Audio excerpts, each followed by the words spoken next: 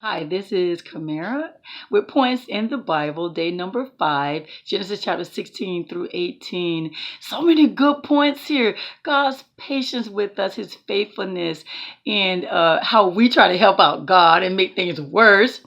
For example, with Abram and Sarah, they're like, okay, let's build our family through someone else. We're old. God had promised Abram that he was going to bless him with his own flesh and blood. So they decided to help God out. And Sarah gives her servant girl, her slave, Egyptian slave, to Abram to have a kid with. And Abram, he goes and do as his wife says. Did he pray about that? That's what we like to do. That's a point there, guys. We like to help God out. He's taking too long. It doesn't make sense. And things are not, it's getting late and I don't see anything happening. Let me help God out.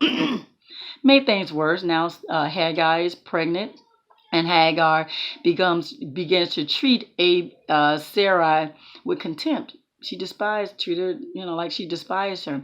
And you have to ask, what was her motive behind it? What made her feel like it was okay to treat Sarai?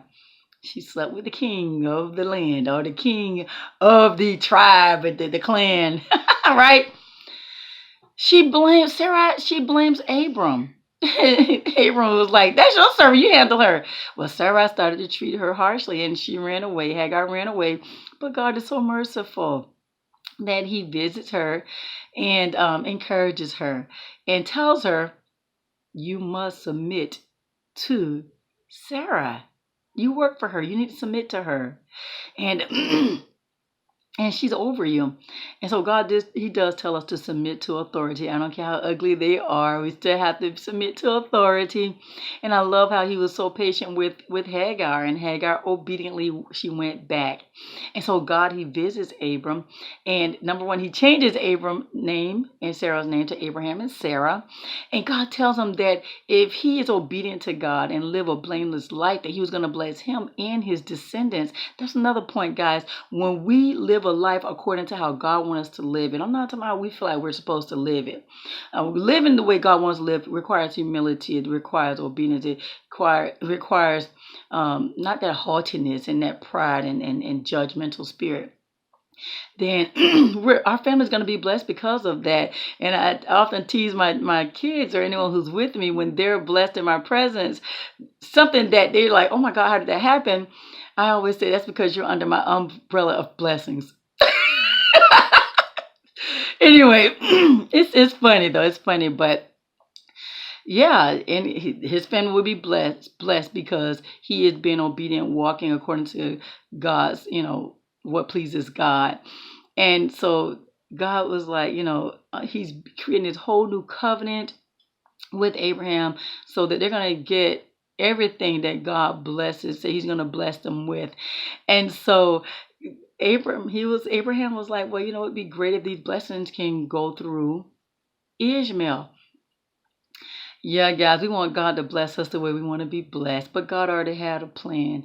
He said, no, these blessings are going to come through you and Sarah. You guys are going to have a kid. Next year when I come, you're going to have a baby.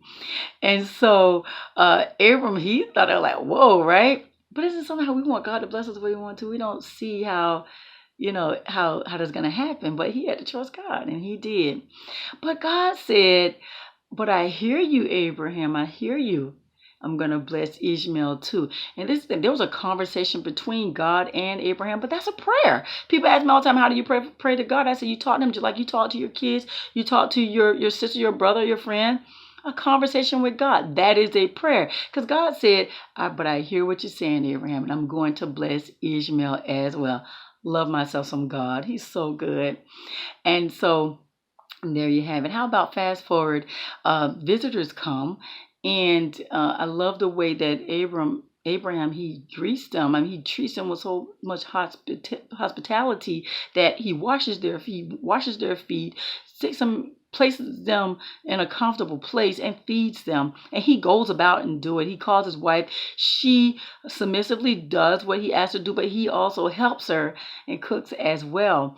And so we find that these visitors are angels of God, and they're addressed as Lord, and they're actually proxies for God. They're actually the voice of God. They are in the presence. They're working as God. So I love the fact that they tell him that they're going to have a baby next year, and Sarah, she laughs, and the angel was like, well, is there anything too hard for God? And we have to ask ourselves when we're in that mode of doubt, is there really anything too hard for God? Ask God for the small and the big. Nothing's too small, nothing's too big.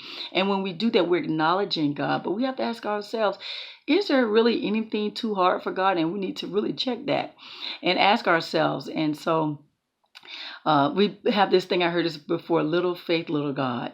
Big faith, big God. So according to your faith, right? And so Sarah, this is the thing. She laughs, and the angel points out that she laughs and she lies. You can't lie to God. Why even try? Be honest with God. He already knows your heart. So you don't have to go to him all diplomatic and all formal. Just talk to him. Be honest with your feelings with him. Question him, which is another point. I love the fact that because Abraham, they knew Abraham was going to teach his children about God and to be faithful to God, that God decided to share with him his plan.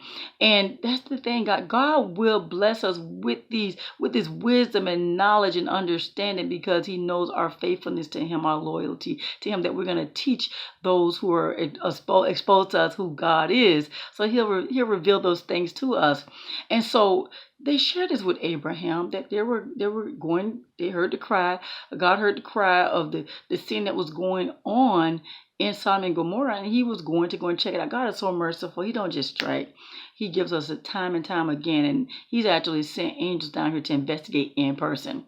And so Abraham like, wait, back up. The God that I serve will not destroy the righteous along with the unrighteous. That was a bold statement he made, questioning God, right? But he's trying by the Spirit. I need to know this God I am serving. I'm with you, Abraham. Let me ask God about these things. So I asked God about a lot of stuff I don't understand. You don't know what's going on in people's mind.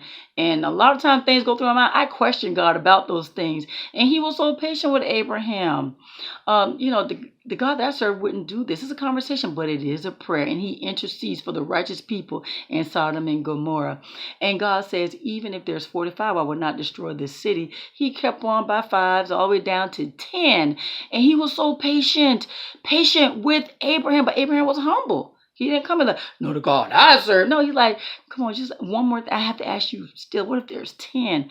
Abraham, if there's even 10, I will not destroy this city. He was so patient. Now, if it was me and my kid kept questioning me, I would definitely say, sit down.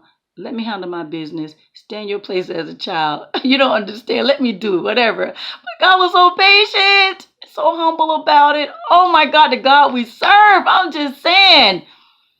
You guys, I know you have more points that you like to share. Please place them in the comments. And guys, that was day number 5. Points in the Bible. Genesis chapter 16 through 18. You have a God-filled blessed day.